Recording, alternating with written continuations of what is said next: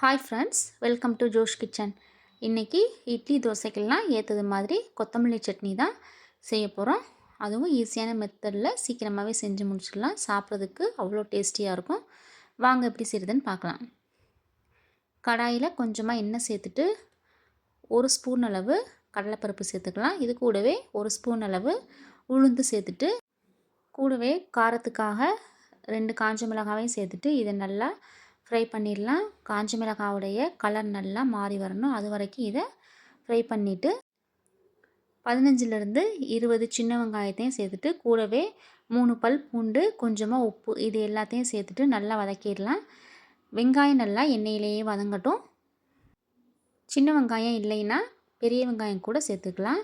இது கூடவே 2லேருந்து 3 பச்சை மிளகாவை சேர்த்தோன்னா அதோட ஃப்ளேவர் நல்லாயிருக்கும்.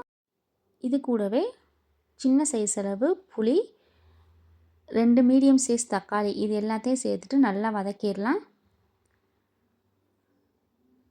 இதெல்லாம் நல்லா வதங்கிட்டு இருக்கும்போதே நல்லா ஒரு கையளவு கொத்தமல்லி இலையை வந்து நல்லா க்ளீன் பண்ணிவிட்டு இது கூடவே சேர்த்துடலாம்.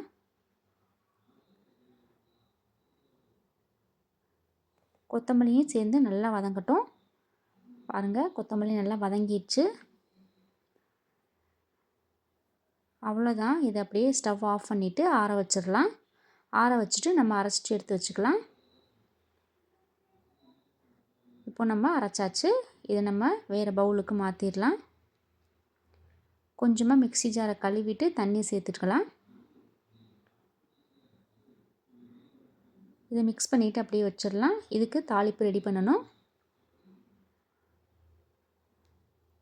கொஞ்சமாக எண்ணெய் சேர்த்துட்டு கடுகு உளுந்தம் பருப்பு பொரிய விடலாம். கூடவே ஒரு காஞ்ச மிளகாவை கிள்ளிட்டு சேர்த்துடலாம். கூடவே கொஞ்சமாக கருவேப்பிலை, இது எல்லாத்தையும் சேர்த்துட்டு அரைச்சி வச்சுருக்க சட்னியில் சேர்த்துடலாம். அவ்வளோதான், டேஸ்டியான கொத்தமல்லி சட்னி ரெடி ஆயிடுச்சு. பாருங்கள், இது மாதிரி இட்லியில் தொட்டு சாப்பிட்டோன்னா அவ்வளோ டேஸ்ட்டாக இருக்கும். நீங்களும் இது மாதிரியே வீட்டில் ட்ரை பண்ணி பாருங்கள் ஃப்ரெண்ட்ஸ். தேங்க்யூ.